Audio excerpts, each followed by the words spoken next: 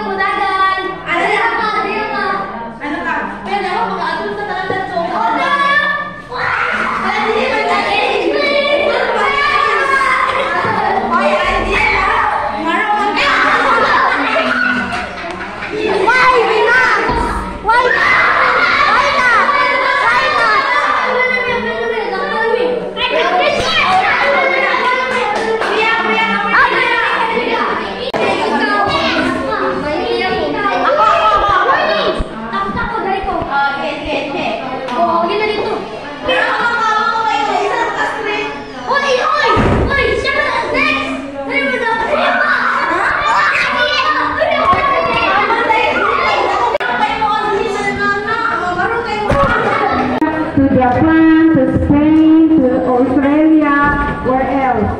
Maybe up to North Pole, because you can communicate. And the last one is science and technology development.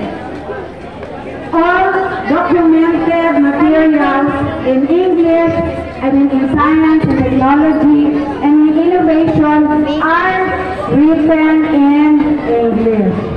So those are the 5 reasons why English is so important. I encourage all of you, at least 80% of the time, speak in English so that you can communicate when you go outside. Okay, that's the first part of my message. The second part, again, let's give a warm applause to our English teachers, headed by me, to engage in all the things that they gave to you, okay?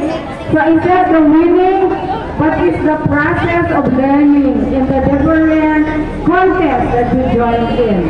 So again, congratulations and thank you, Ms. Lane, Ms. Red, Ms. Marvin, Ms. P, Ms. Joy, Ms. Yang, Sir Gilbert, and all the other teachers who have helped. I have seen all of them help. All the class advisors prepare their students. Congratulations. So hard. It was so hard for us to judge because the performances were all very good. And because of that, you will have lesser written tests. You will be graded according to your performance here. Okay? So again, congratulations. Third part of my message, announcement on. So this will be a day only, no? Monday and Tuesday, you will have time to prepare for your Christmas ball in the afternoon. On Wednesday, it's already our lighting.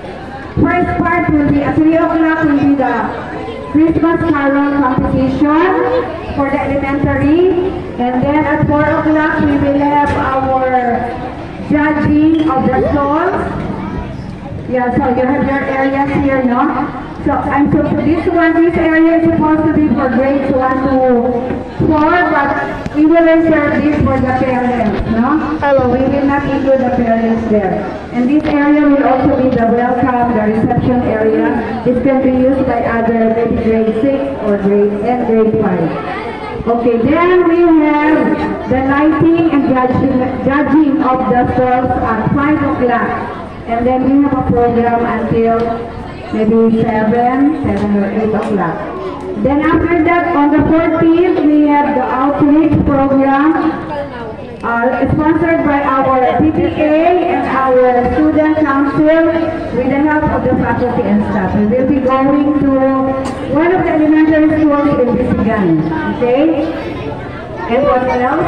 Our Christmas party on the 18th. And then our Christmas break starts on the 19th. We will all be back on the 6th of January. Okay? And don't forget to finish your exams for English, Math, and Science only on the 16th and 17th. So that's all. Again, congratulations to all the faculty and staff, especially to the English teachers. Good morning.